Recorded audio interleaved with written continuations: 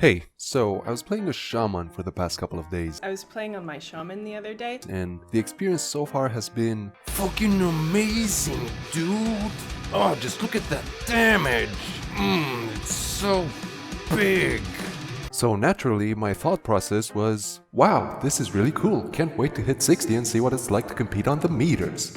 And with that thought in mind, I went to check on some forums to see how shamans do, see what I should be looking forward to, and maybe learn a thing or two. Boy, was I happy with my decision. Why would I even want to raid as Enhancement as a class with the best raid healer capabilities? If you want to raid as a melee DPS, you better roll a warrior or a rogue. Does bad DPS even with full consumes, but you can keep Nightfall up while giving real DPS totems. A guild might take you simply because they need shamans and there aren't enough resto shamans. It's not about being able to clear a raid, it's about the time required to clear a raid. Bringing meme specs will definitely make the difference between clearing a raid in the night or in an hour.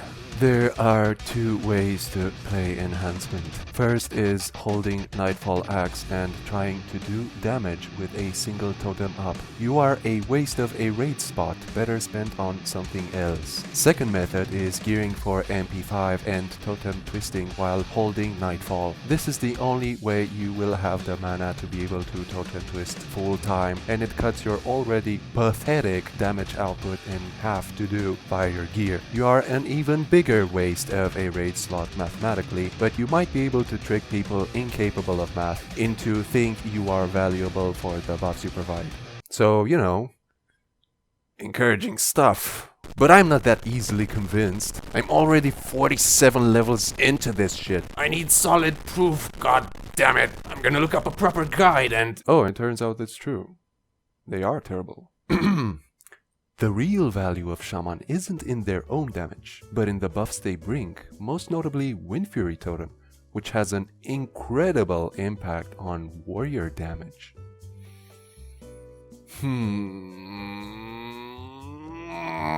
So in a final act of desperation, I thought to myself, Is there anything at all, God, that can be done around the idea of benefiting the Shaman's DPS so much it would make it stand out in any way? and the answer is yes.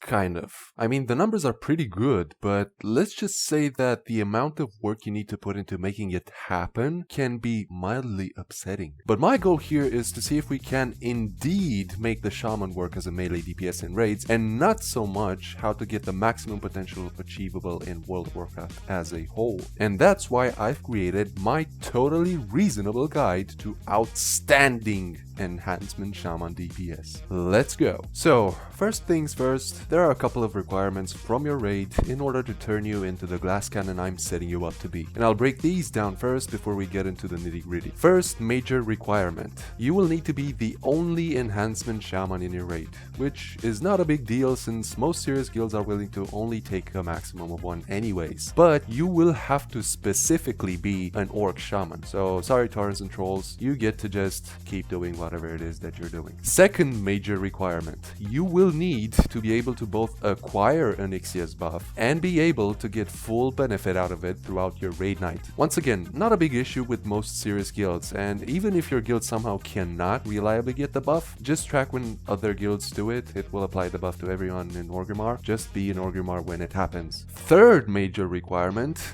You will need frost mages. Like, exclusively frost mages. This becomes more of an actual problem during phases 5 and 6, where fire becomes the more popular choice. But if you have a couple of buddies who are content with pressing the same button for the rest of their lives, then you're all set, except we've got a fourth and final major requirement. You will also need a Boomkin and a Feral Druid in your raid at the same time.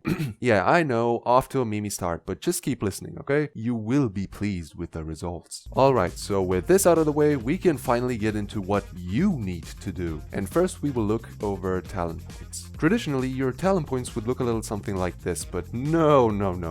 This will not do at all. What you instead want to go for is a little something like this. First major difference, as you can see, is all of your resto points will go into elemental, because A, resto talents don't increase your DPS at all, bar the 3% hit rating, and B, you will not be using your totems to increase anyone else's DPS but yourself, which means that you will be using Strength of Earth and Grace of Wind full time. Second major difference is no Storm Strike. It applies a very weak debuff to the boss. People get pissy about it because it can push off more important debuffs from the maximum of 16, so we get rid of it altogether. There's also the fact that it has a pretty abysmal cooldown of 20 seconds anyway, and it doesn't really help with more Wind Fury procs either, since despite the fact that Wind Fury says it has a 20% chance to proc on melee hit, it has a 3 seconds stealth internal cooldown, which means it can only proc a maximum of 20 times per minute. What we will pick instead of Storm Strike is Elemental Fury. The tooltip pretty much speaks for itself, but it will make more sense after I show you the itemization. Third major difference is no improved weapon totems either, because you will be using Grace of Air and not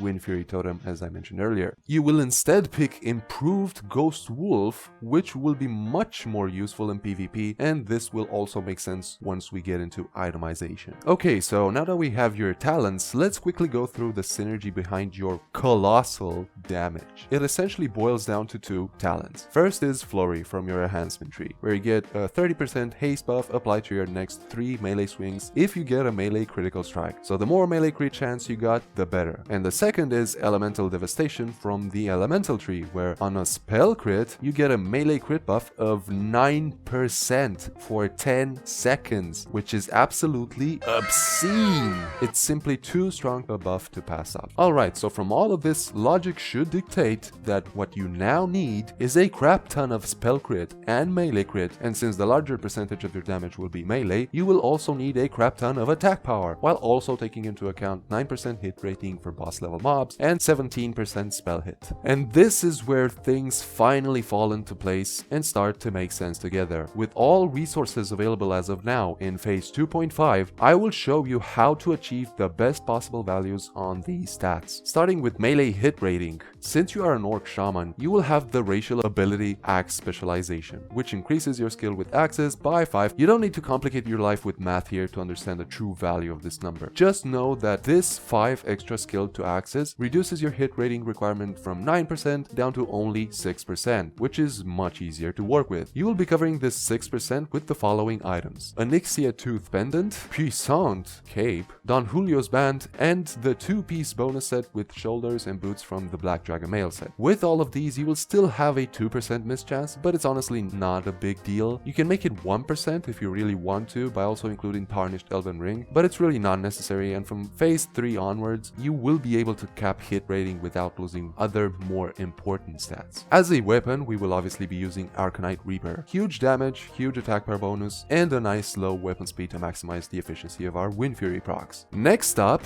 spell hit. So 17% is quite an abysmally high number to achieve. In fact, let's not freak about, it's impossible to achieve without completely breaking your setup. So what we will instead do is focus on getting so much spell crit that the 17% miss chance becomes insignificant. And the items you will use will be the head, chest, and leg piece from the PvP set. That's right, get your supply of Cheetos out and a divorce file ready, because you need at least rank 13 in PvP to make this shiz happen. But if anything, remember that this fun little fact about my super special awesome Enhancement Shaman DPS build screams classing experience out the most, because not only is it a massive grind, with the word massive spelled out as massively and with as many pixels as possible, but it's also during a time where the line between PvE and PvP was indeed a blurry one, to the point of not really being there. And what makes these 3 pieces of gear so vital is the fact that they give you everything you need as an Enhancement Shaman. They give you spell crit, melee crit, strength, intellect, a crap ton of stamina, and the 3-piece bonus set, which is 2% bonus crit on your shock spells. So now you might be thinking, okay, cool, so how much spell crit does that all mean? Well, if we combine everything that we have so far, you will get the following: 5% base chance to crit from all spells, plus 5% from the 3-piece set, plus 10% from Onyxia's buff, plus 3% from the Boomkin, and if we use Frost Shock as opposed to Earth Shock, we get another 10% from Winter's Chill, a Frost Mage talent. That's right, bros, with all of this combined, you get an astounding